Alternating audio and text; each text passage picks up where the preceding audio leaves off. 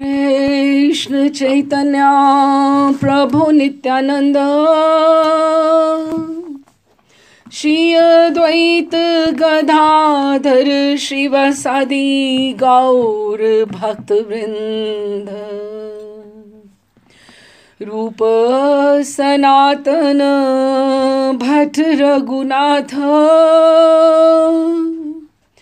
श्री जीव गोपाल भट्ट दास रघुनाथ एहि छय गोसाई कौरी चरण वंदन यहाँ हैते विघ्नाशे अभीष्ट पुराण अभीष्ट पुराण अभीष्ट पुराण।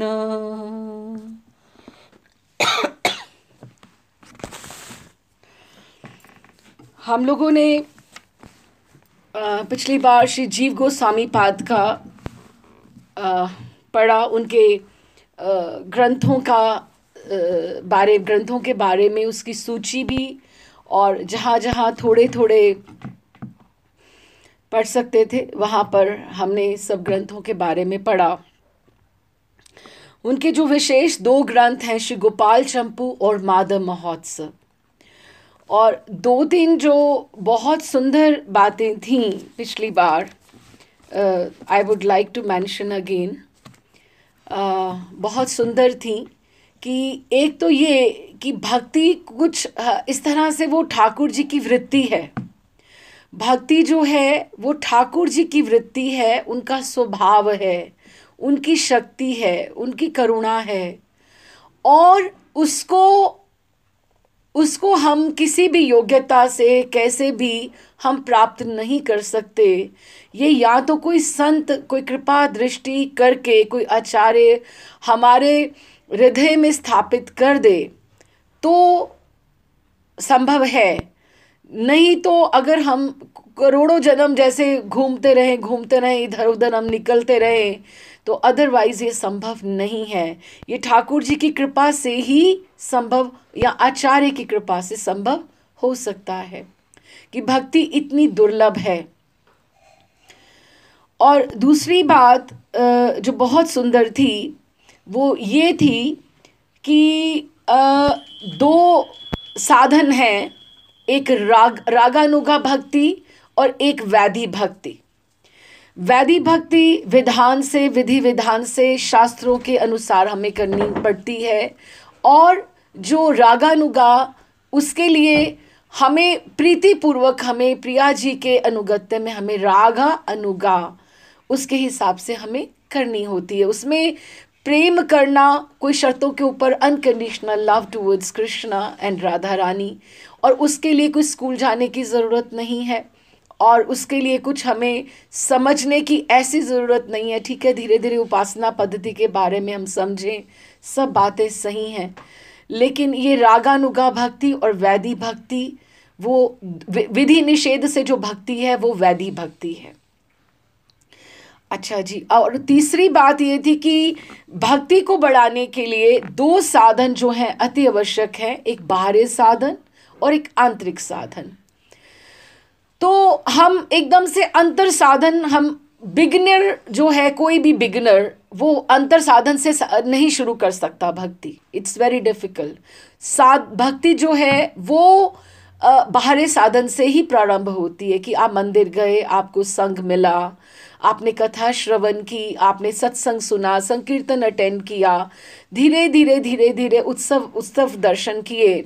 तो इस तरह से करते करते, और फिर आपका जो भीतर है अंतर जो है, वो एक जो आपका पिछले जन्म का सोया हुआ है वो जागृत होता जाएगा, और वो पुष्ट होता जाएगा, और जब वो बलवान हो जाएगा फिर बाहरी साधन धीरे धीरे धीरे धीरे हमें सिमटना पड़ेगा, क्योंकि some journeys we need to walk alone. वो हमारा इंडिविजुअल साधन है। तो अगर जब हम आगे बढ़ना कोशिश करते हैं, सिमटना शुरू करते हैं, तब हमें अंतर साधन को ज़्यादा पुष्ट करना पड़ेगा। उसमें बाहरी साधन की इतनी आवश्यकता नहीं है जितनी अंतर को पुष्ट करने के लिए है। ये हमने एक पॉइंट किया था।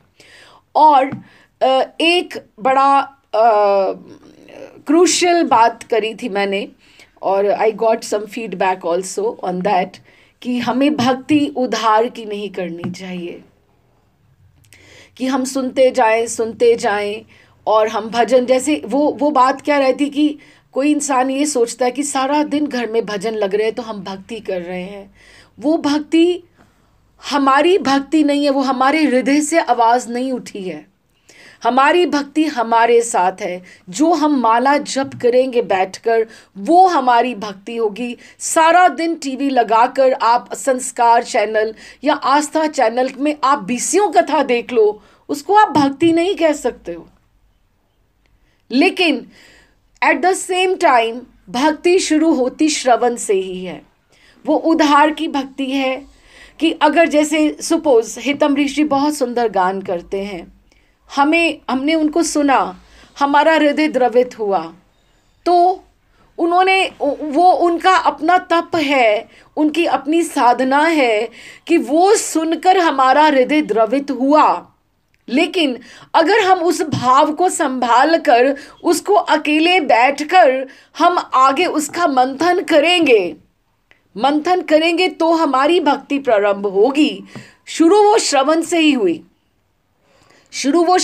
ही हुई, हमें वहीं से पता लगा। इसीलिए ये देखिए, जो श्रवण है, जैसे आंखें हैं, 2 इंद्रियां हैं, हम देखते भी हैं और इसको देखते भी हैं और रिसीव भी करते हैं। हम सब कुछ लेना और देना होता है। जीवा के साथ भी होता है कि हम इसको स्वीकार भी करते हैं और बोलते भी हैं, ठीक है ना। लेकिन कान से हम कुछ निकालते नहीं हैं।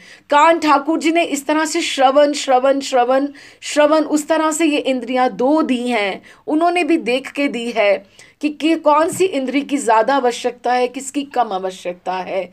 तो 2 कान दिए कि बात शुरू श्रवण से ही होती है। लेकिन श्रवण पे ख़त्म नहीं कर देना, श्रवण से हमें आगे बढ़ना है। नवदा भक्ति की 9 सीढ़ियों में से श्रवण ही सबसे पहले है। आप किसी के बारे में अच्छा सुनते हो, किसी के बारे में, तो आपका मन होता है मैं उसके बारे में और जानूं, उसकी करुणा के बारे में बात करूं।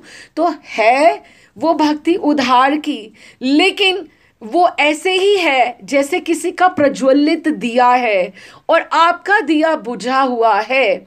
तो आपका दिया आपने लौ से लौ मिला दी और ये हरि नाम लौ लागी, ये आगे बढ़ गई। लेकिन आपको अगर हमारा जो हृदय है, अगर संस्कारों में, अगर विषय विकारों में या माया में सुषुप्त हो गया है, सो गया है, हमारे पास माचिस नहीं है, तो हमें उधार की ही माचिस लेनी पड़ेगी कि एक बार मुझे माचिस देना कि मैं अपना दिया जला लूँ। यही श्रवण भक्ति है। क्योंकि वो दीज आचार्यस, ये जो गुरु गद्दी के ऊपर हैं, ये ग्रंथ, ये उत्सव, ये सत्संग, ये जो सारे भजन, वो जो सब कुछ है, वो ये इनलाइटेंड सोल्स हैं, ये चलते फिरते ये बैटरी हाउसेस हैं जिससे हम अपने आप को चार्ज कर सकते हैं। लेकिन चार्ज होके काम तो खुद ही करना पड़ेगा ना। कोई रास्ता दिखा सकता है, कोई उंगली पकड़ के आपको थोड़ा आगे भी बढ़ा सकता है, लेकिन चलना तो हमें ही पड़ेगा। एग्जाम में तो हमें खुद ही बैठना पड़ेगा। यही फ़र्क है उधार की भक्ति और अपनी भक्ति में, कि उसमें वहाँ पे फुल स्टॉप नहीं लगा लेना और ना ही ये सोच लेना कि हम बहुत कर रहे हैं। ऐसा नहीं है, और वहीं पे टिके मत रहना, आगे हमें बढ़ना है। So these were few points from the last class which I wanted to emphasise. अब हम आगे पढ़ते हैं। अब हम यहाँ पहुँचे थे कि ग्रंथ अब सब बहुत लिखे जा चुके हैं। अब राशि गौड़ीय वैष्णव ग्रंथों की रचना हो चुकी थी। भक्ति रस और सिद्धांत संबंधी प्रचुर ग्रंथों की रचना श्री रूप और श्री सनातन पहले ही कर चुके थे।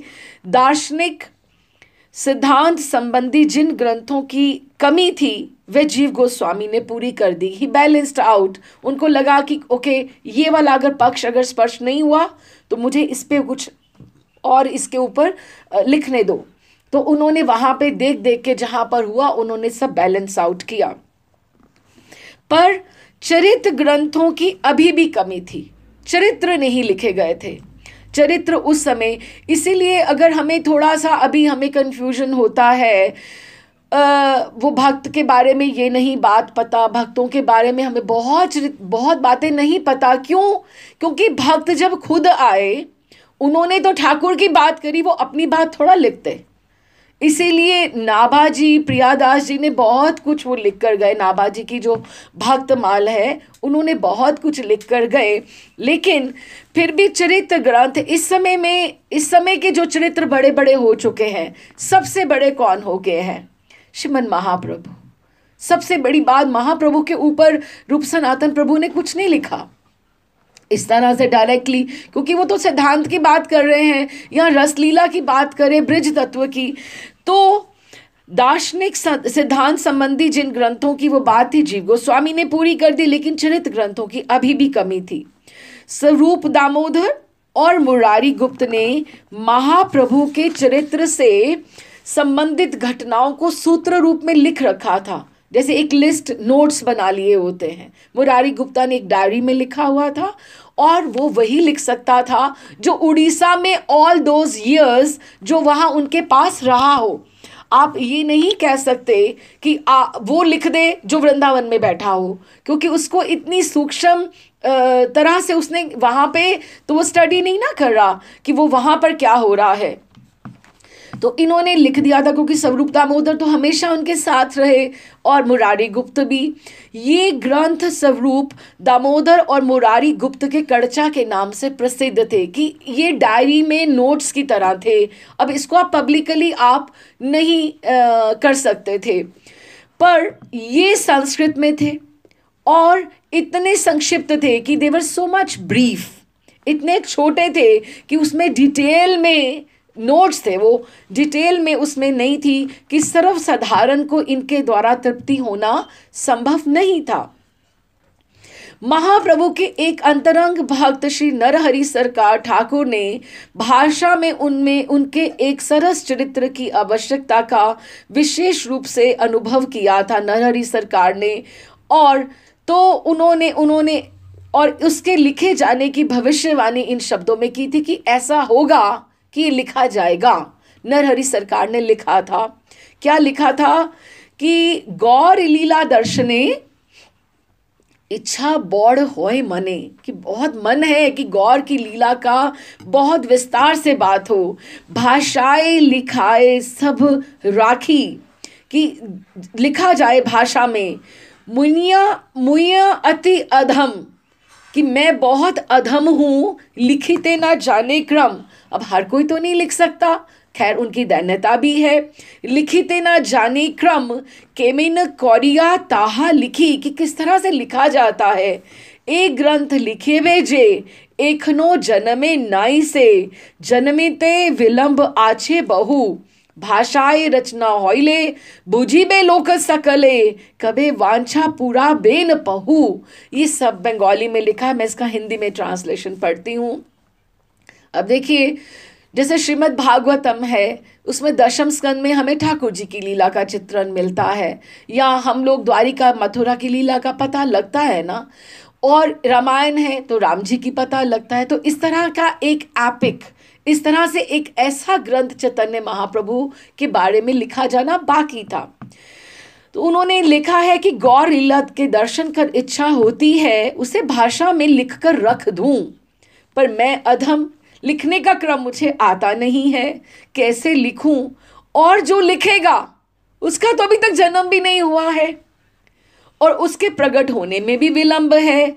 जब भाषा में इस ग्रंथ की रचना हो जाएगी तब सब लोग उसे समझ सकेंगे।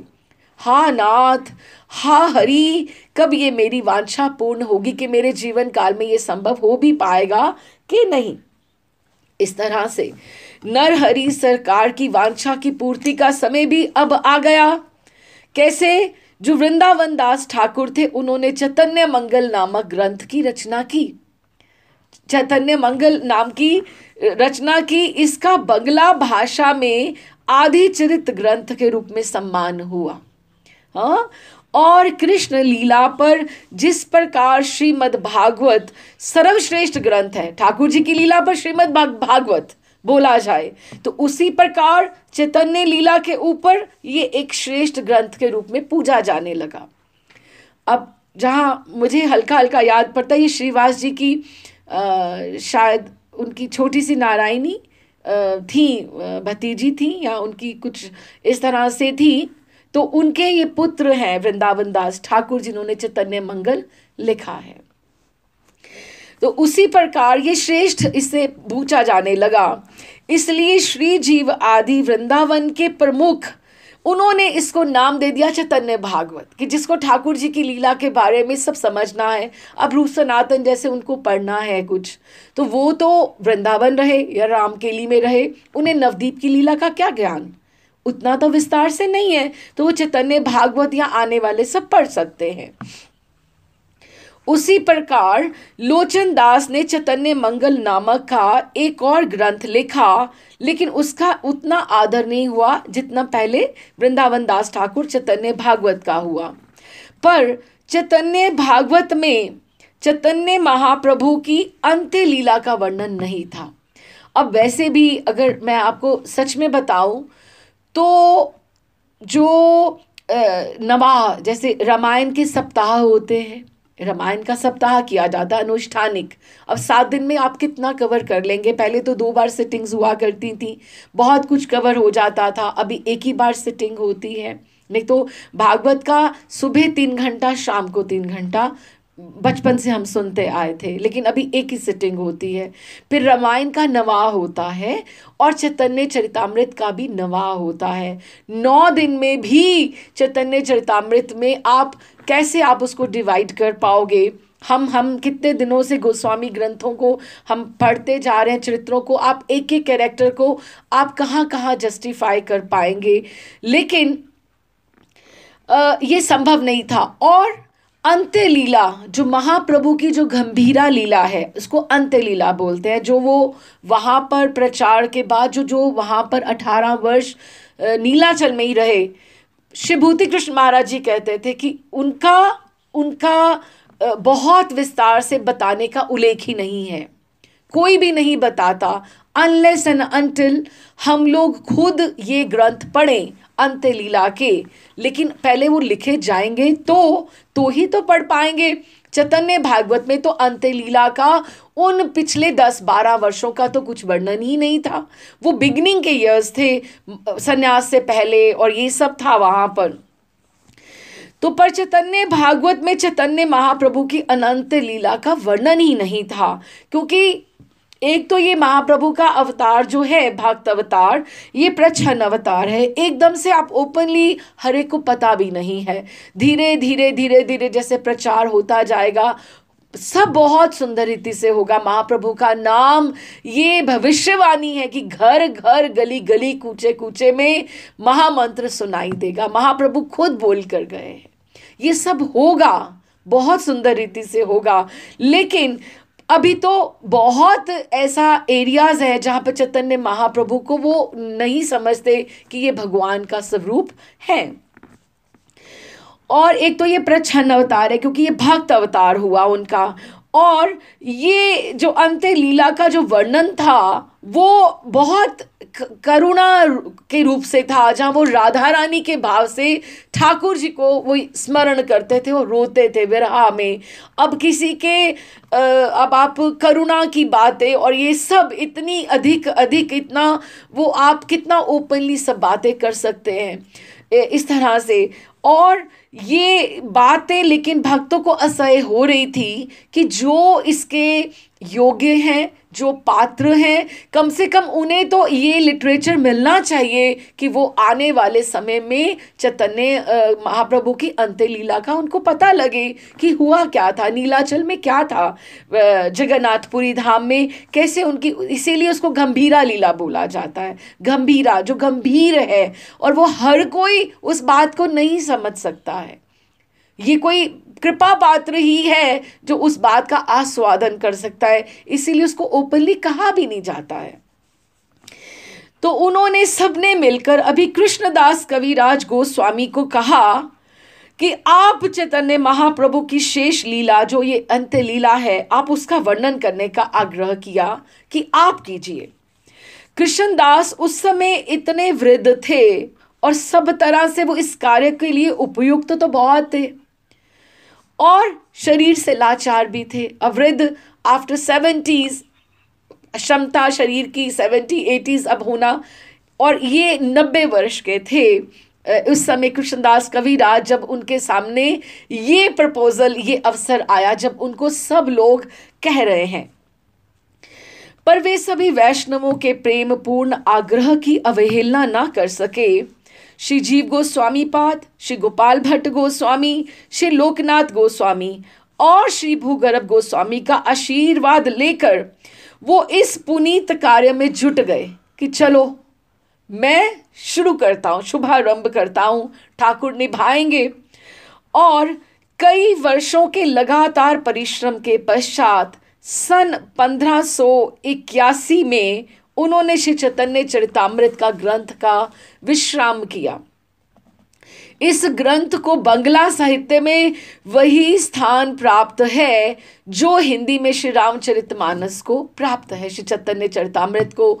और ये श्री कृष्णदास कविराज जो हमारी योग पीठ की एक कस्तूरी मंजरी हैं, हम इनका भी चरित्र का आस्वादन करेंगे, तो ये भी बहुत इम्पॉर्टेंट है इनका।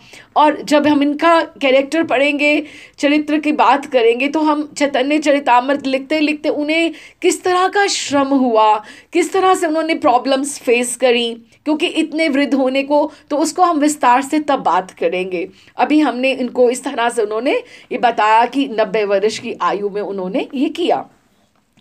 अब ग्रंथ लिखे गए।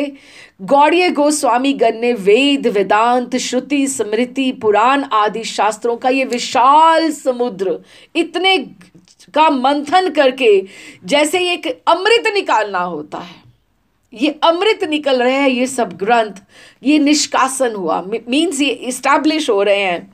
उसका कलश जो है अब घड़ा पूरा भर चुका है, ये अमृत है। आवश्यकता है अब किस जनों की, अब ये अमृत तैयार तो हो गया, अब इसको पीने वाले रसिक भी तो चाहिए, इसको अब वितरण करने वाली कोई करुणामयी तो चाहिए कि कोई आए और माँ की तरह रसोई करके, रसोई तैयार हो गई है, अब पंगत लगनी बाकी है और कोई वितरण करने वाला बाकी है। लेकिन वृंदावन में जो हैं जीव गोस्वामी पाद के अलावा अतिरिक्त सब बहुत वृद्ध हैं, कौन इसका प्रचार करेगा? ये पिपासु जनों में इसका वितरण बाकी था और ये कार्य इतना आसान नहीं था। ये एक ऐसे लोगों के द्वारा हो सकता था जो समर्पित हो और जिनको इन शास्त्रों की इम्पोर्टेंस का, महिमा का ज्ञान हो कि किसने कितना मुश्किल से लिखा है। पैसे की कीमत वही जान सकता है जो गरीबी में पला है, जिसने गुर्बत देखी है, जिसको आराम से सब सुख सुविधा मिली है, उसको क्या पता लगेगा। लेकिन उस शास्त्रों को ज्ञान और शास्त्रों की महिमाओं को, उसको एकदम से हृदय से उसका प्रचार करना कौन कर सकता है? ये आसान नहीं था। ये ऐसे लोगों के द्वारा हो सकता था तो जो स्वयं इंटेलिजेंट हो शास्त्रों को, क्योंकि उनको एक इतना लीडर बन के आगे निकलना है, असाधारण उनमें भक्ति भाव हो कि वो इन चीज़ों को ऐसे सिर पर धारण करके एक उनको झंडा फहराने के लिए आगे बढ़ना है। असाधारण भक्ति भाव हो और वो ये सोचें कि we are also the instruments in महाप्रभुज बिग मिशन। कुछ लोगों ने वृंदावन के उद्धार का कार्य आगे बढ़ाया, तो अब ये गौड़ीय साहित्य का प्रचार का कार्य हमने इस पताका को आगे फहराना है। वो उसको ये सोचे कि महाप्रभु का ये प्रिय कार्य है और इसमें ऐसे कार्यों में जीवन समर्पित करना पड़ता है, कंप्लीट सरेंडर, कि उसमें अपनी इच्छाओं का, अच्छा हम थोड़ा ये भी कर लेंगे और थोड़ा वो भी हो जाएगा। ऐसे काम नहीं होते हैं। जब तक आपको अपने स्वप्न को आप चेज ना करो, आप जब तक अपने स्वप्न के पीछे मत भागो तब तक आप कुछ नहीं पा सकते हो। पैशन चाहिए उसके लिए। और महाप्रभु की इच्छा से ऐसे 3 महापुरुषों का आगमन वृंदावन में हुआ। और ये है सेकंड बैच जिसकी मैं बाद में बीच बीच में आपसे बात करती रही हूं। ये हैं श्री श्रीनिवासाचार्य प्रभु, ठाकुर नरोत्तम और श्री श्यामानंद जी। ये हम उम्र हैं तीनों जन। और जो रूप सनातन के अप्रगट होने के कुछ ही दिन के बाद, जैसे ही रूप सनातन प्रभु के अप्रगट हुए उनके कुछ ही दिनों के बाद ये वृंदावन आए, लगभग थोड़ा 1-2 महीना थोड़ा पीछे आगे। और इन्हें श्री चैतन्य महाप्रभु कहा जाता है कि इनमें महाप्रभु ने अपने जो पंच तत्व के हिसाब से इनमें अंश अपना स्थापित किया, अपनी कृपा अपनी शक्ति दी, क्योंकि अपने कार्य के लिए वो खुद तो नहीं उनको मिल पाए, लेकिन उनका जब तक संचार नहीं होगा शक्ति का, उनका अंश स्थापित नहीं होगा, वो काम आगे कैसे बढ़ेगा। हम उनको नरोत्तम ठाकुर का या निवासाचार्य को हम एक वो भी हमारे योगपीठ में तो नहीं, लेकिन एक अनन्य मंजरियों के रूप में आगे के आगे हैं। हम इनके चरित्र भी पढ़ेंगे आगे विस्तार से और हम समझेंगे कि वो कौन सी स्थिति के ऊपर है। हम उनको सामान्य भक्त नहीं समझ सकते कि जैसे सामान्य भक्त होते हैं, नरोत्तम ठाकुर भी एक भक्त हुए ना, वो भी प्रियालाल जी के परिकर के हैं, बिल्कुल इटर्नल परिकर के हैं। तो महाप्रभु की इच्छा से ये 3 महापुरुष आए।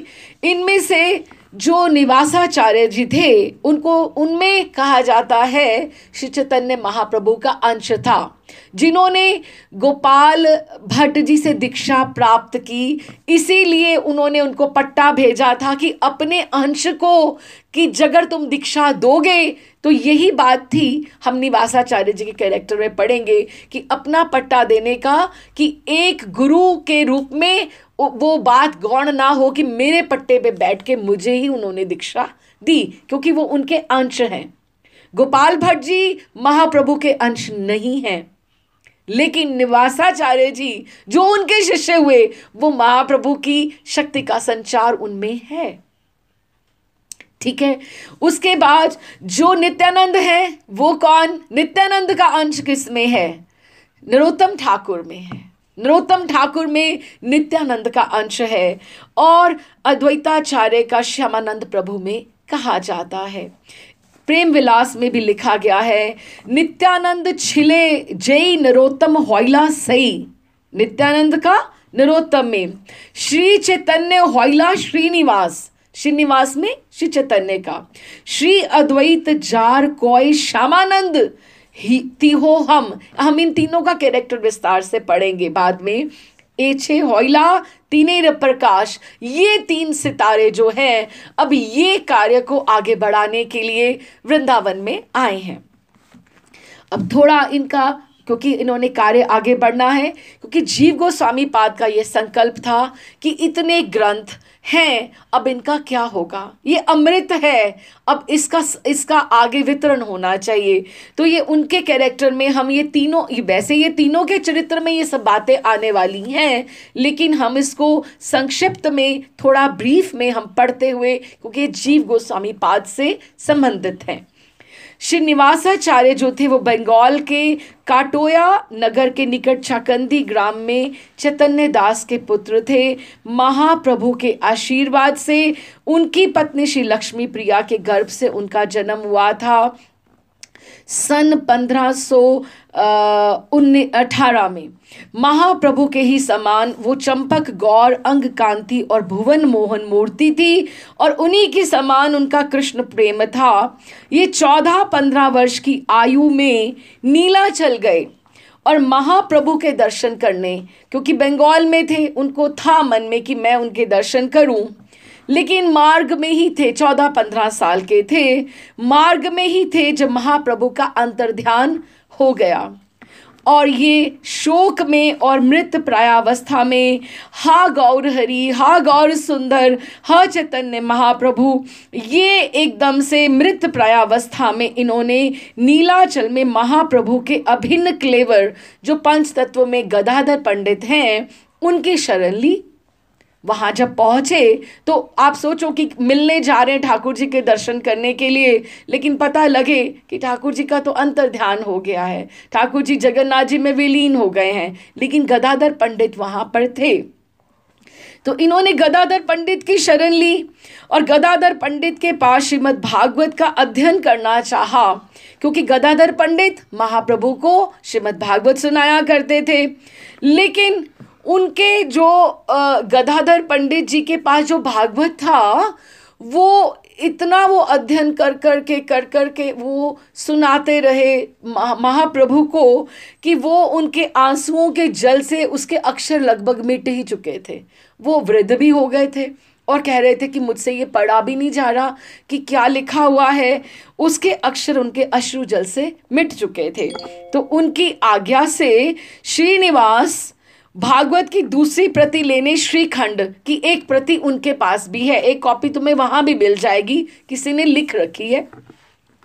तो वहां श्रीखंड लेने गए और ग्रंथ लेकर लौटते समय उन्हें पथ में संवाद मिला कि गदाधर पंडित भी अप्रकट हो गए। अब इनके शोक की हम क्या बात कर सकते हैं। they had been missing to see, have darshan of eternal parshads or eternal parikar by few days. जैसे कल ये चले गए, परसों ये चले गए, 10 दिन पहले ये चले गए और पैदल पैदल जा रहे हैं और कोई कम्युनिकेशन नहीं है और कुछ नहीं है। तो ये उनको पता लगा गदाधर पंडित अप्रकट हो गए हैं। रोते रोते लौट पड़े, नवदीप गए नित्यानंद प्रभु और अद्वैताचार्य के दर्शन करने के लिए, और वे भी नवदीप पहुंचने के पूर्व ही वे नित्य धाम को जा चुके थे। वो उनको उनके भी दर्शन नहीं हुए।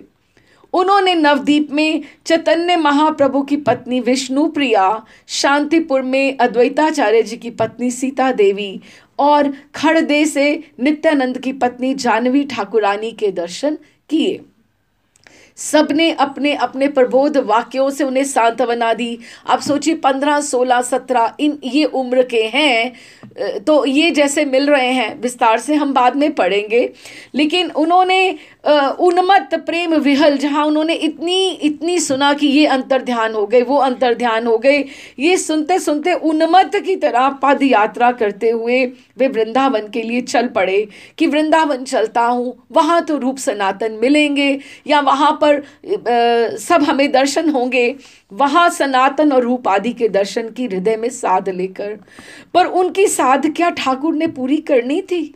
सनातन और रूप भी उनके वृंदावन पहुंचने के पूर्व अप्रकट हो चुके थे। जैसे इन सबने तो श्रीनिवास को दर्शन ना देकर और उनके प्रेम के सागर में बार बार उफान लाकर उसे चरम सीमा तक एकदम से पहुंचा दिया। ये जैसे ठान ही लिया था कि ये सब होगा। उन्होंने जब नीलाचल की यात्रा आरंभ की, उनके आंसू सूखे ही नहीं, एक के बाद वो जैसे सुनते रहे और जैसे विधाता ने उनका रास्ता ही आंसुओं के साथ ही बना दिया हो। रोते रोते उन्होंने जब वृंदावन पहुंचे तो जीव गोस्वामी पाद का आश्रय लिया। जीव गोस्वामी पाद ने उन्हें दुलराया, उन्हें संभाला, उन्हें प्रबोध वाक्य दिए और गोपाल भट्ट जी से, गोस्वामी जी से दीक्षित करवाकर उन्हें धन्य किया। कुछ दिन के बाद अब ये जो दूसरे हैं नरोत्तम, जो नित्यानंद प्रभु का अंश हैं, वो आए। अब इनके साथ भी लगभग वही स्थिति हुई। उन्होंने एक ही में बता दी श्रीनिवासाचार्य में, ताकि अलग अलग से नहीं बतानी हो, हम विस्तार से अलग अलग में आएंगी। तो राजकुमार नरोत्तम आए। ये उत्तरी बंगाल के गरान हाटी परगना के कायस्थ जमींदार राजा कृष्णानंद राय के एकमात्र उत्तराधिकारी थे। He comes from a royal family. हाँ, लेकिन ये कृष्ण प्रेम में पागल होकर घर से निकल आए थे। वृंदावन में श्री जीव गोस्वामी का आश्रय जब इन्होंने लिया, क्यों? क्योंकि जो आता है जीव गोस्वामी को ही ढूंढते आता है, कि रूप सनातन के बाद ये जीव गोस्वामी पाद की जिम्मेदारी है। तो इन्होंने लोकनाथ गोस्वामी की तन मन से सेवा करने लगे। और हमने लोकनाथ गोस्वामी का हमने पढ़ा है कि उनकी दीक्षा कैसे हुई है, जिस तरह से उन्होंने सेवा करके अपनी सेवा से उन्हें प्रसन्न करके वो उनके एकमात्र ही शिष्य हुए, हमने लोकनाथ जी में पढ़ा है। तो अब ये 2 जन हो गए। श्यामानंद भी इसी समय आए और इन्होंने उड़ीसा के अंतर्गत धरेंद्र बहादुर ग्राम के सदगोप जाति के एक दरिद्र व्यक्ति के पुत्र थे। ये अद्वैताचार्य का अंश है। बाल्यकाल से ही बड़े ये कृष्ण भक्त थे और इनका जीवन बड़े दुख से बीता था, इसलिए इनका नाम पड़ गया था दुखी कृष्णदास। तो जीव गोस्वामी पाद ने इनका नाम बाद में रखा श्यामानंद। वो किस तरह से हुआ उसके बारे में हम बाद में चर्चा करेंगे। लेकिन अब ये इन्होंने दीक्षा वहीं से बंगाल से ली हुई थी और इनके जो थे गुरु का नाम श्री हृदय चैतन्य था, जो उनके बारे में खैर विस्तार से हम आराम से पढ़ेंगे, नहीं तो एकदम हम विषय से भटक जाएंगे। तो ये तीनों अब आ गए वृंदावन में। अब हम लोग पढ़ते हैं, ये तीनों जीव गोस्वामी के निकट आकर शास्त्र अध्ययन करने लगे, समझने लगे ग्रंथों का मर्म और वृंदावन के बारे में जानने लगे। उन्होंने श्रीनिवास को आचार्य की उपाधि दी कि इतने वो इंटेलिजेंट थे। जीव गोस्वामी पादों ने कहा श्रीनिवास आचार्य है, और उन्हीं के कारण नरोत्तम को उन्होंने ठाकुर बोला, नरोत्तम ठाकुर। और श्यामानंद को तो उन्होंने खुद ही नाम दिया, उनका नाम कृष्ण दुखिया था। तीनों एक ही भाव के भावुक युवक होने से आपस में जैसे एक ग्रुप बन जाता है, एक टीम बन जाती है। वो ऐसे घुल मिल गए जैसे एक आत्मा का 3 प्रकाश हो, और हैं ही चैतन्य महाप्रभु, नित्यानंद और अद्वैताचार्य के अंश हैं। वो तीनों बहुत दिनों तक कभी वृंदावन में, कभी नंदगांव में, कभी जावट बरसाना में श्री कृष्ण लीला का रास अभिनय कर ब्रजवासियों को लीला रस का आस्वादन कराते रहे, और स्वयं भी उनका आस्वादन करके उन्हें बड़ी प्रसन्नता होती रही। वृंदावन वो रहे थोड़ी देर। उसी क्रीड़ा कौतुक के बीच में एक दिन जब सब भक्त वृंद, जब हमने ये समझा है कि गोविंद देव जी के मंदिर में, क्योंकि गोविंद देव जी का जो मंदिर उस समय था, खैर ये मंदिर तो सब बड़े बड़े बाद में ही बने, सबके जाने के बाद ही, लेकिन ऐसे स्थान तो हो गए थे ना। तो वहाँ पर रघुनाथ भट्ट जी, हमने एक वो सोचा है कि एक वो झांकी हमने मैंने पहले भी कहा था कि just save that scene in your heart, we are going to ponder it on it again, है ना। कि जब रघुनाथ भट्ट जी वहाँ पर कथा करा करते थे और हर संध्या को सब लोग वृंदावन के वहाँ बैठा करते थे, रघुनाथ भट्ट जी। अब इस समय उनके गदाधर भट्ट शायद आ गए हैं, उनके जो शिष्य हैं, और वो कथा कर रहे हैं, या कोई और गोस्वामी कथा कर रहे हैं। लेकिन ये रूटीन था, ये दिनचर्या में था कि सबने गोविंद देव जी के मंदिर में संध्या में इकट्ठा होना है और मंत्रणा करनी है, बात करनी है। तो इस तरह से जब भी संध्या के समय सब भक्तवृंद गोविंद देव के मंदिर में भागवत कथा सुनने के लिए एकत्रित थे। भागवत कथा को एक बड़ा असेंशियल उन्होंने बताया है कि हमें उसका श्रवण करना चाहिए। तो उन्होंने जैसे उन्होंने बताया कि वहाँ सब बैठे थे, तो गोस्वामी गण ने इन तीनों को आगे बुलाया और ये कहा कि गौड़ देश में जाकर ये जो गौड़ीय ग्रंथ और उनमें वर्णित जो विशुद्ध भागवत धर्म है, इसका प्रचार ये तीनों करेंगे। आप सबकी, बड़े लोग जो हैं, आप सबकी क्या राय है? ये जीव गोस्वामी पाद का संकल्प आगे आया। जैसे ही उन्होंने ये बात करी, तुरंत गोविंद देव जी के गले से पुष्पमाला टूटकर नीचे गिर पड़ी, जैसे गोविंद देव जी ने तत्काल ही गोस्वामी के आदेश की पुष्टि कर दी। अब प्लानिंग तो ये सारी की सारी, ये बिछावट तो चौसर तो अपने आप ये बिछ रही है ना सारी की सारी। तो उन्होंने, और जैसे ही गोविंद देव जी का ये पुष्पमाला टूटकर नीचे गिरी, सब जो गोस्वामी थे वहाँ पर, गोपाल भट्ट गोस्वामी हैं और इस समय कृष्णदास कविराज है, रघुनाथ दास गोस्वामी पाद है, लोकनाथ भूगर्भ, ये सब हैं वहाँ पर। और इन्होंने जय जयकार करने लगे और हर्ष और उल्लास के उस वातावरण में सबकी दृष्टि इन तीनों में सबसे वरिष्ठ, जो सबसे बड़े निवासाचार्य हैं, वो उम्र में तीनों में से बड़े हैं, निवासाचार्य के ऊपर केंद्रित थी। वे उत्सुकता से उनका रिएक्शन की, प्रतिक्रिया की प्रतीक्षा करने लगे कि अब ये भी तो बात है, हम इन्हें गौड़ प्रचार के लिए भेजना चाहते हैं। क्यों? क्योंकि उन्होंने पंजाब नहीं भेजना चाहा, उन्हें गुजरात नहीं भेजना चाहा, गौड़। क्यों? क्योंकि they are more familiar with those territories, वो वहाँ के हैं और वहाँ पर अपने वहाँ पे जनों में प्रचार कर सकते हैं। तो अब वृंदावन कोई आया है तो उनको बाहर भेजने के लिए आपको सोचना तो पड़ेगा ना। तो उनकी प्रतीक्षा करने लगे। तो श्रीनिवासाचार्य बड़े धर्म संकट में पड़ गए, क्योंकि वृंदावन को तो वो छोड़ने नहीं चाहते थे, और ना ही अपने गुरुजनों को, क्योंकि गोपाल भट्ट जी भी इस समय वृद्ध थे, ना ही नरोत्तम ठाकुर छोड़ना चाहते थे, क्योंकि लोकनाथ गोस्वामी तो वैसे भी सबसे पहले आए हैं, वो सबसे वृद्ध हैं। गोविंद देव जी की लेकिन आज्ञा का, क्योंकि ये पुष्पमाला टूटी, ये सबने देखा, इसकी बात से तो इस बात का उल्लंघन भी नहीं कर सकते थे।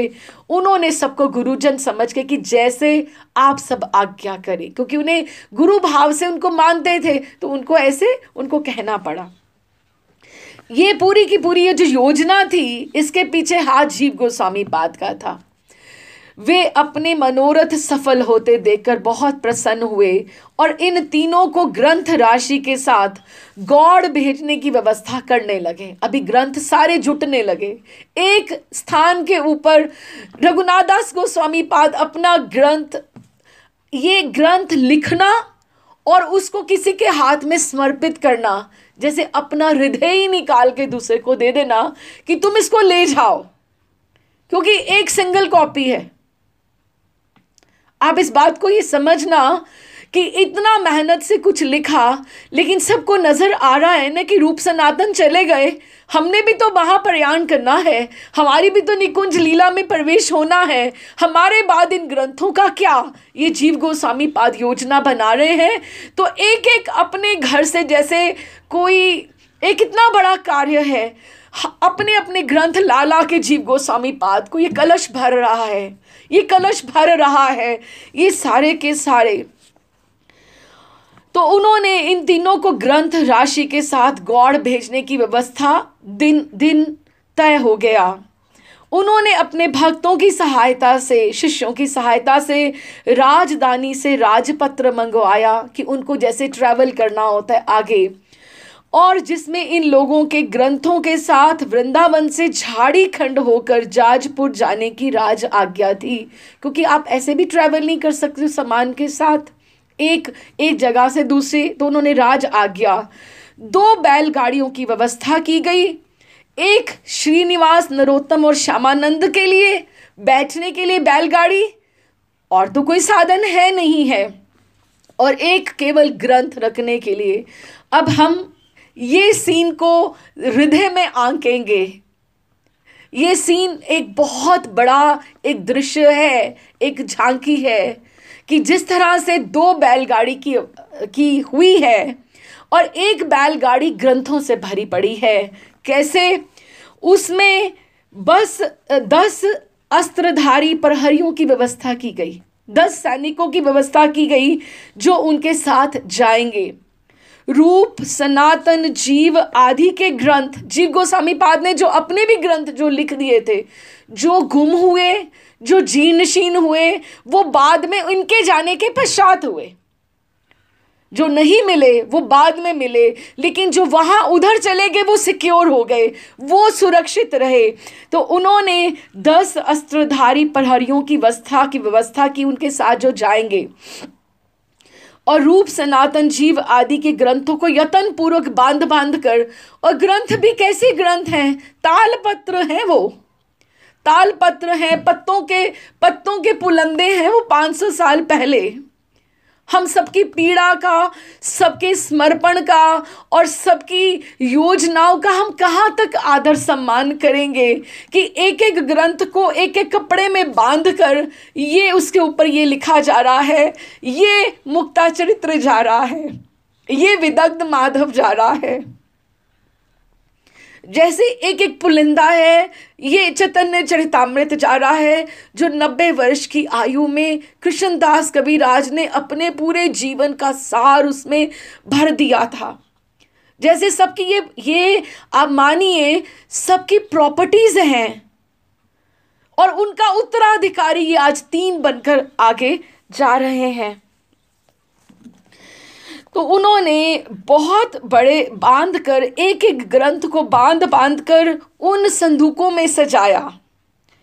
बड़े बड़े काष्ठ के बक्स रखे गए, बनाए गए। संदूक भी कहाँ से होने हैं? काष्ठ के, जैसे पेटियां बनती थी पुराने ज़मानों में कि रास्ते में बारिश है, धूप है, किस तरह से वो पहुँचेंगे, उनको किस तरह से वो सब यत्न से भेजा। 3 महाजनों के मार्ग के लिए राशि इकट्ठी गई। उनको कुछ खाना पीना भी तो है ना रास्ते में। यूनिवर्सिटी भेजते अपने बच्चों को तो कितना कुछ पैक करके हम देते हैं, है ना। तो ये 3 बच्चों ने, कितने वर्ष के हैं, 20-20, 21 वर्ष के नवयुवक हैं तीनों। इनके लिए रास्ते में खाने पीने की क्या व्यवस्था होने वाली है, इतना बड़ा वो कार्य करने जा रहे हैं।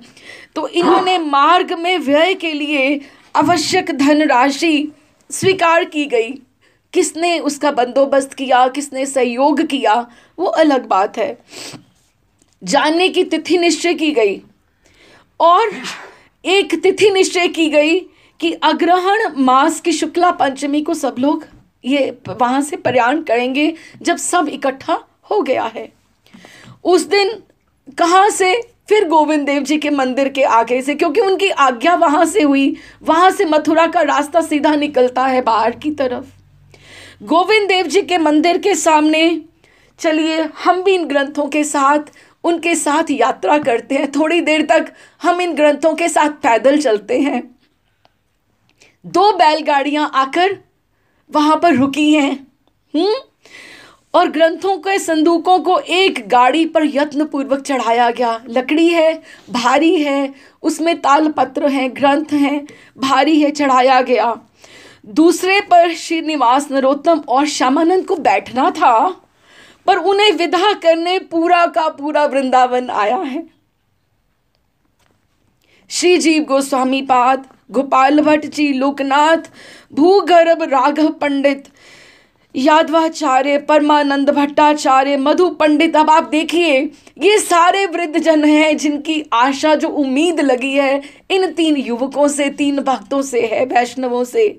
मधु पंडित, कृष्णदास कविराज, द्विज हरिदास, पुंडरीकाक्ष प्रभृति और ब्रिजवासियों की भीड़ जो थी, ये भी इन्हें विदा करने के लिए गोविंद देव जी के मंदिर पर आज उमड़ आई थी। बहुत बड़ा काम होने जा रहा है। इनमें से बहुतों को उनके साथ पैदल थोड़ा जैसे कोई छोड़ने जाए, सी ऑफ करने जाए, तो मन होता है 5 मिनट और 5 मिनट और 2 मिनट और बात हो जाए। तो चलते चलते कितने लोग मथुरा तक धीरे धीरे मथुरा तक चलते जा रहे हैं। मथुरा तक गाड़ी का भी रास्ता अगर हम सोचें तो 20-25 मिनट तो है ही है ना।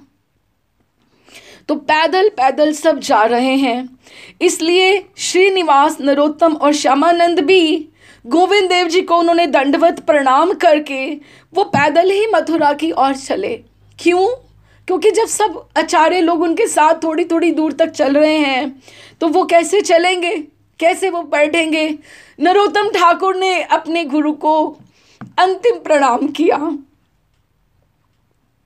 हम उनके चरित्र में पूरे अच्छे से पढ़ेंगे क्योंकि वो बाद में कभी वृंदावन नहीं आए।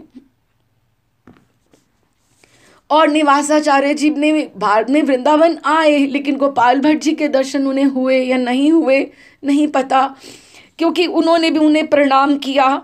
और हरि नाम की मंगल ध्वनि के साथ, शंख ध्वनि के साथ ये शोभा यात्रा, ग्रंथों की शोभा यात्रा है जो मथुरा तक पहुंची। दूसरे दिन श्री जीव आदि को दंडवत करके जीव गोस्वामी पाद उन्हें मथुरा तक पहुंचाने स्वयं गए और इन तीनों से उन्होंने अगले दिन विदा लेकर अपनी यात्रा का शुभारंभ किया। श्री जीव गोपाल भट्ट लोकनाथ आदि के एक एक उन्होंने आलिंगन किया और उसके साथ अपने प्रेम अश्रुओं से अभिषिक्त करते हुए उन्हें आशीर्वाद देकर बहुत कि तुम्हें और हमें सूचित करते रहना, आप जहाँ तक पहुँचोगे हमें सूचित करना, और उन्हें विदा किया। उन्हें उस समय जीव गोस्वामी पाद को सब ग्रंथ देते हुए उन्हें भेजते हुए ऐसे लगा रहा था जैसे उन्होंने गोस्वामियों सबका हृदय पूरे जीवन भर की कमाई उनको दे दी है, जीवन भर की कमाई दे दी है। और उसकी सुरक्षा उन्होंने ये सोचकर 10 प्रहरी उनके हाथ साथ में करे ना, उन्होंने उसको वैल्यूएबल समझा तो उनको साथ में 10 सैनिक दिए ना उनको, कि ये कहीं कुछ गड़बड़ नहीं हो जाए। वे राजपथ से चलते चलते आगरा होते हुए इटावा पहुंचे। इटावा में राजपथ छोड़कर झाड़ी खंड के वनपथ से विष्णुपुर राज्य की सीमा पर पहुंचे। विष्णुपुर के राजा हामवीर वहां पे था। उसकी अद्भुत प्रकृति थी। वैसे तो बहुत धर्मपरायण था, धार्मिक था और वो कथा कीर्तन का प्रेमी भी था, लेकिन अपने राज्य की सीमा के बाहर वो लूटपाट किया करता था। वो लूटपाट का उसका था। अपनी प्रजा का तो वो पुत्रवत पालन करता था, पर देश की सीमा के बाहर वो लूटपाट मचाया करता था। प्रेम विलास का में वर्णन है कि वे दिन में पुराण करते और रात में चोरी डकैती करते। दिवाए पुराण पाठ, रातें चोरी और डकैती, पुत्र सम पाले प्रजा वशेरे न करे क्षति, कि कुछ इस तरह से करते थे। और उन्हें संवाद मिला, अब किसी को क्या पता, जो कोई सोच रहा है कि एक बैलगाड़ी में कुछ लोग हैं और एक बैलगाड़ी में संदूक है और उसके साथ 10 सैनिक हैं इनके साथ, तो कोई क्या सोचेगा ना, उसमें वैल्यूएबल्स हैं, उसमें प्रेशियस कुछ चीज़ें हैं, तो ही तो कोई इस तरह से सोचेगा ना। तो उत्तर पश्चिम सीमा से कुछ सशस्त्र प्रहरियों के साथ रत्नों से भरी गाड़ी जा रही है। उन्होंने उसी समय सैनिकों को आदेश दिया, 200 सैनिक जाओ और रात्रि में जाकर उसको लूट लो, पर देखो किसी को जान से ना मारना। ये भी अच्छी बात हुई कि उन्होंने ये बोला, कम से कम उन्हें जान से ना मारना। 200 हाँ, लोक लैया कर गमन, प्राणे नाही मारी भे, आनी बे सब धन को मेरे पास ले आओ, राजा ने कहा। दूसरे दिन संध्या समय श्रीनिवास आदि भक्तगण गोपालपुर गांव में पहुंचकर विश्राम कर रहे थे। पैदल गाड़ी में चलते हैं, पैदल चलते हैं। रात्रि पर्यंत कृष्ण कथा कहते कहते वे सो गए। उसी समय सिपाही आकर संदूक उठा ले गए। 10 प्रहरी थे तो वो 200 शस्त्र, और वो भी उनके पास इतने शस्त्र थे क्योंकि वो राजा के थे। सिपाहियों के सामने वो 10 जने वो क्या कर पाते। श्रीनिवास, नरोत्तम और श्यामानंद को जैसे ही पता लगा कि एकदम से सैनिक आए हैं और ये सब ग्रंथ, हमारे जो सारे संदूक थे वो चोरी हो गए और लेकर वो तो बच्चे की तरह रोते रोते पगला गए कि अब क्या करेंगे, कैसे करेंगे। हमारे ऊपर ठाकुर ने सब गोस्वामी, हमारे आचार्यों ने इतनी जिम्मेदारी दी थी, हम ठीक से संभाल भी नहीं कर पाए। श्रीनिवास ने वो तो जैसे तीनों एक दूसरे से सोचने लगे कि अब क्या करें, प्राण हारा हो गए। श्रीनिवास ने पत्र लिखकर वे अब एक दुस्संवाद, एक शस्त्र जो सैनिक था, अभी सैनिकों की तो आवश्यकता ही कोई नहीं है, जब हमारे पास कुछ है ही नहीं तो क्या, उनको एक गाड़ी देकर वापस भिजवाया वृंदावन के लिए। और जीव गोस्वामी को ये संदेश भिजवाया कि ग्रंथ चोरी हो गए हैं, जो संदूक थे वो चोरी हो गए हैं। अब आप ही समझ सकते हैं कि ये पत्र पढ़कर वृंदावन के ऊपर सब आचार्य गणों गुरुजनों की क्या दशा हुई होगी। पत्र पढ़ते ही सबके दुख की सीमा न रही। लोकनाथ, गोपाल भट्ट आदि पर ऐसे विषाद की कालिमा छा गई कि एकदम से सब जैसे क्या हो गया, ये हम वृंदावन से भेजना ही नहीं चाहिए था हमें, हम ये क्या करते। लेकिन सबसे अधिक मर्माहत हुए राधा कुंड वासी श्री कृष्णदास कविराज।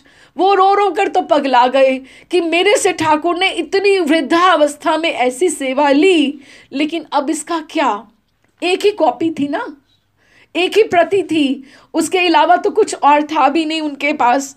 उन्होंने तो सोचा कि मैं तो राधा कुंड में मैं अपने प्राण विसर्जन ही कर दूंगा, कि मेरे को तो अब जीने का भी अधिकार नहीं है, कि मैंने इतना मेहनत से परिश्रम से मैंने ये सब लिखा और वो भी सुरक्षित नहीं रह पाया। एक दिन तो आप मानो राधा कुंड के तीर पर वे रोते रोते उसमें कूद ही पड़े। भक्तों ने उन्हें निकाल कर किसी प्रकार उनके प्राणों की रक्षा की, लेकिन जीव गोस्वामी पाद बहुत धैर्य से, क्योंकि वो बहुत संयमित थे कि उन्होंने ये अगर मुझे ठाकुर जी कुछ ना कुछ अच्छा करेंगे, शरणागति है। जीव गोस्वामी पाद मन ही मन सोचने लगे कि लुटेरे उन ग्रंथों का करेंगे क्या। उन्होंने तो अगर चोरी की है तो ये सोचकर करी ना कि उसमें धन राशि है, जब उन्हें कुछ मिलेगा ही नहीं तो वो उसका करेंगे क्या। और ये सोचकर निश्चय ही ये घटना प्रभु की किसी लीला विशेष की कोई पूर्व सोचना है कि कुछ अच्छा होने वाला है, जिसका रहस्य पीछे खुलने को है। बहुत बार जीवन में ऐसा होता है कि हम ये सोचते हैं कि अरे ये क्या हो गया, लेकिन उसका रहस्य हमें बाद में पता लगता, अच्छा ये इसलिए हुआ था। तो ये वे कालांतर में ये भी प्रतीक्षा करने लगे कि कोई सूचना प्राप्त अवश्य होगी, और वो उत्सुकता से प्रतीक्षा करने लगे। सब प्रार्थना कर रहे हैं, अपने अपने ठाकुरों को मना रहे हैं कि कुछ ना कुछ अच्छा हो जाए। इधर निवासाचार्य अपने दोनों साथियों से कहा, तुम्हें दोनों को, निवासाचार्य जी ने कहा कि आप दोनों गोस्वामियों को वैष्णव अब वापस भी कोई नहीं जाना चाहता कि जाकर क्या करेंगे वापस वृंदावन, उन्हें आगे बढ़ना है। लेकिन अब ऐसे ये ना कि डॉक्टरी करने जाना है, लेकिन इंस्ट्रूमेंट्स ही कोई नहीं है, हथियारी कोई नहीं है, काम करने जाना है, कारीगर काम क्या करेगा जब उसके हथियारी नहीं है। लेकिन उनका मन शुद्ध था, शुद्ध भक्त है, समर्पित भक्त हैं, वो आगे बढ़ना चाहते थे। उन्होंने कहा कि आप हम सबको, सब गोस्वामियों ने वैष्णव धर्म के प्रचार का कार्य सौंपा है, मुझे मुख्य रूप से ग्रंथों के प्रचार का, इसलिए तुम दोनों गौड़ जाओ और अपना कार्य आरंभ करो, बैलगाड़ी ले जाओ, मैं यहाँ रुककर ग्रंथों की खोज करूँगा, यदि ग्रंथ ना मिले तो प्राण त्याग दूंगा। मैं तुम्हें सूचित करता रहूँगा कि क्या हुआ। नरोत्तम और श्यामानंद बड़ी विषम स्थिति में पड़ गए, क्योंकि तीनों ने एकदम से इकट्ठे आए थे, उनका सबका मन मिला हुआ था। वे ना तो उनको प्राणों से अधिक प्रिय अपने वरिष्ठ साथी को छोड़कर जा सकते थे, और ना ही वृंदावन के गोस्वामियों की आज्ञा का उल्लंघन कर सकते थे। अंत में महाप्रभु की इच्छा जानकर उन्होंने उनके प्रिय कार्य के लिए गौड़ जाने का निश्चय किया।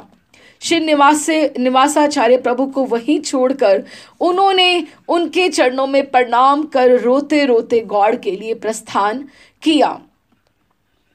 श्री निवासाचार्य सर्वस्व, जैसे किसी स्त्री का सर्वस्व लुट गया होता है, अकेले रह गए। पहले तो बात कर लेते थे उनसे, सोचते थे इनसे पूछे क्या करें। अभी सर्वस्व लुट जाने के पश्चात एक उन्मत्त व्यक्ति की तरह घूम घूम कर ग्रंथों की खोज करने लगे। देवली ग्राम के एक कृष्ण वल्लभ नामक के एक ब्राह्मण से उन्हें पता चला कि राजा वीर राजमहल के नित्य संध्या समय श्री मद्भागवत पुराण का पाठ होता है। इससे उन्हें इस पथ का संकेत मिला कि हो सकता है कि अगर ग्रंथों का पाठ होता है तो शायद उनके पास वो ग्रंथ भी आ जाए और उसका कभी पाठ हो तो मैं बात कुछ कर सकता हूँ। तो इस तरह से ग्रंथों की खोज खबर शायद कुछ मिल सकती, इसकी संभावना हो सकती है। समय थोड़ा सा ज़्यादा हो रहा है, it's already 58 minutes, but let me read a little more. So we stop at some good junction. तो वे कृष्ण वल्लभ के साथ राजमहल गए पाठ सुनने उस पंडित जी के साथ, और वहां पर रास पंचाध्यायी का पाठ चल रहा था। लेकिन हर कोई तो नहीं कथा कह सकता, हर कोई तो उस तरह से योग्य नहीं हो सकता। रास पंचाध्यायी वो भी कोई और कथा कहनी हो, कुछ भक्तमाल छोटी छोटी इवेंट्स की बात करनी हो, या किसी की जीवन कथा सुनानी हो, अलग बात। रास पंचाध्यायी की जो बात कर रहे थे, पाठक उल्टी सीधी व्याख्या कर रहा था, और श्रीनिवासाचार्य ने सुनते रहे। उन्हें किसी एक अंश की व्याख्या का प्रतिवाद किए बिना ना रहा गया। वो सुनते रहे, लेकिन उनका एकदम से एक बात जब उन्होंने कही तो अपने आप को वो रोक नहीं पाए। वो एकदम से उन्होंने हाथ आगे कर दिया, जिस तरह से कि लगे जैसे कि कुछ गलत बोला जा रहा है, तो उन्होंने अपना आगे कहा। उनके मुख से सही व्याख्या उन्होंने कहा कि अगर मुझे अवसर मिले तो मैं आप सबको ये बात सुनाऊं, ये कैसे आता है। वृंदावन से श्री गोपाल भट्ट जी से दीक्षित है निवासाचार्य जी, फिर जीव गोस्वामी पाद का आशीर्वाद, महाप्रभु के साक्षात अंश हैं। जब उन्होंने व्याख्या की तो सब की सब प्रजा जो थी, जो रोज, क्योंकि वहाँ पर उस समय कोई एंटरटेनमेंट का इवनिंग्स में साधन नहीं है, सब बैठ के चौपालों पे और राजसभाओं में सत्संग ही हुआ करता था। तो वो जब उन्होंने व्याख्या की तो सब चमत्कृत रह गए। तब राजा वीरम हावीर ने कहा कि अब से कल से तो आप ही पाठ करेंगे, आप ही श्रीमद् भागवतम का आगे पाठ बढ़ाएंगे, ये आपकी ही जिम्मेदारी हो गई है। सुयोग से दूसरे दिन से निवासाचार्य जी पाठ करने लगे। श्री निवासाचार्य मुख से रास पंचाध्यायी की असाधारण पांडित्यपूर्ण रसमयी व्याख्या सुनकर राजा समेत और वो जो सब दस्युगण थे, तो उन्हीं के मेंबर्स, ये जो मिनिस्टर वगैरह, ये जो गलत काम करते थे, उनका जो पाषाण से भी अधिक जो कठोर हृदय था, उनका वो द्रवित हो गया, पिघल गया। एक विशुद्ध भक्त का संग मिला तो उनके सबके हृदय जो थे द्रवित हो गए। सभा स्थल एकदम से जब रास पंचाध्यायी का पाठ हुआ, सभा में कोई भी ऐसा नहीं था जिसके झरझर जैसे उन्होंने गोपी गीत गान किया और रास पंचाध्यायी का पाठ हुआ, वो तो वैसे ही भागवतम के प्राण है, हृदय है पूरा का पूरा। शिव दशम स्कंद और दशम स्कंद के बाद रास पंचाध्यायी और रास पंचाध्यायी के बाद गोपी गीत, कैसे पाठ हुआ उनका, सबके झरझर नेत्रों से आंसू बहने लगे। उन्होंने तो ऐसे श्रीमद् भागवत की ऐसी रसमयी व्याख्या पहले कभी सुनी ही नहीं थी। पाठ के पश्चात वीरम हावीर ने निवासाचार्य से को बुलाकर अपनी ऐसे बात करी कि मेरे से एक बहुत बड़ा अपराध हुआ है। फिर उन्होंने अपनी बात को उन्होंने माना और ग्रंथों की चोरी का जो रहस्य था वो खुल गया कि मैं ऐसे बाहर डकैती चोरी करवाया करता था और मुझे था उसमें रत्न हैं और ऐसे ग्रंथ हैं। आप तो इतने ज्ञानी हैं, आपको ये पता होगा ये ग्रंथ किसने लिखे हैं, कौन इसके रचयिता हैं और ये कहाँ से आए हैं। और मेरे से जब से उन्होंने कहा कि जब से मेरे ये ग्रंथ आए हैं, मेरे हृदय पे इतना बोझ है कि मेरे से बहुत बड़ा अपराध हुआ है। वीरम हावीर ने निवासाचार्य को ग्रंथ ही नहीं लौटाए, अपने आप को भी उनके चरणों में समर्पित करके उन्हें अपना गुरु मान लिया। इतना ही नहीं, उनकी प्रजा के अनेक लोगों ने उनसे दीक्षा प्राप्त की। विष्णुपुर में भक्ति की ऐसी गंगा बह निकली, जगह जगह मंदिरों का निर्माण प्रारंभ हो गया, घर घर में कृष्ण पूजा और चैतन्य पूजा का विस्तार हुआ। जब निवासाचार्य बात करेंगे तो वो चैतन्य महाप्रभु की ही तो बात करेंगे ना। तो एकदम से वहाँ पर चैतन्य महाप्रभु का वहाँ पे आदेश और उनके वहाँ पर पूजा घर घर में शुरू हुई। घर घर में गौड़ीय ग्रंथों का पाठ होने लगा। अच्छा, ये रूप गोस्वामी पाद का ग्रंथ है, ये कृष्णदास कविराज जी का है, हमारे पास एक बहुत अच्छा लिखिया है। उन्होंने कहा हम इसकी प्रतियां बना देते हैं, हम इसका प्रचार करते हैं। तो घर घर में गौड़ीय ग्रंथों का पाठ होने लगा। मानो विष्णुपुर गौड़ीय वैष्णव धर्म के प्रचार का एक जैसे हेडक्वार्टर होता है, प्रमुख केंद्र बन गया। श्री सतीश चंद्र मित्र ने कहा, आज भी विष्णुपुर में चैतन्य चरितामृत आदि ग्रंथों की जितनी प्राचीन लिपियां मिलती हैं, आज तक अन्यत्र कहीं नहीं मिलती हैं। जैसे सबों के घर में, अच्छा तुमने कितने पन्ने लिख लिए, मैंने इतने होड़ के साथ ग्रंथ लिखे जा रहे हैं, और वहाँ पर ऐसे प्रचार कार्य आगे बढ़ रहा है। श्रीनिवासाचार्य ने फिर ग्रंथों के उद्धार की कहानी जीव गोस्वामी को लिखकर भेजी, और पत्र के साथ जो पत्र वो जो गया, तो अकेला पत्र नहीं गया, वीर हामवीर ने सब ठाकुरों के, राधा रमन जी के लिए, गोविंद देव जी के लिए, मदन मोहन गोपीनाथ ठाकुरों के लिए, बहुत सेवा के लिए एक पोशाकें, श्रृंगार, आभूषण, बैलगाड़ी में फल मूल सब गोस्वामी गणों की खाद्य सामग्री वृंदावन में भेजी। पत्र प्राप्त कर जीव गोस्वामी ने, जब ये पत्र प्राप्त हुआ, उनके हृदय में आनंद की सीमा नहीं रही। उन्होंने ग्रंथों की चोरी में प्रभु के किसी गूढ़ उद्देश्य की जो कल्पना की थी, वो आज रहस्य का उद्घाटन हो गया। कैसे? क्यों? वो ये था कि इन 3 कौपीनधारी, इन बेचारे जिनके पास ना कुछ पैसा है, रास्ते में उनके खर्चे के लिए भी पैसे वहां से जोड़कर वो दे रहे थे उन्हें, कि ये लोग बेचारे कहाँ से प्रचार कर पाते। और ये ग्रंथों के प्रचार का कार्य जितना ठाकुर जितनी चरम सीमा पर पहुंचाना चाहते थे, वो बिना किसी राज्य कोष की मदद के बिना, सहायता के बिना, राजा वीर हामवीर जैसे भक्तिमान राजा के अर्थ और शक्ति की सहायता के बिना संभव नहीं था। इसीलिए प्रभु ने हमें ये पूरे की पूरे विषाद के दिन दिखाए, और ये हमें पूरा का पूरा ये लीला रची। और उन्होंने ये जब सारा का सारा सब उत्सव हुआ, क्योंकि सब ठाकुरों के लिए आभूषण आए हैं, श्रृंगार आया है, सब खाद्य सामग्रियां आई हैं, सब वहाँ वृंदावन में सब प्रसन्नता की लहर, सब प्रसन्न हो गए। जब प्रचार कार्य सुविधापूर्वक चलते रहने के लिए सब व्यवस्था अब अपने आप हो गई।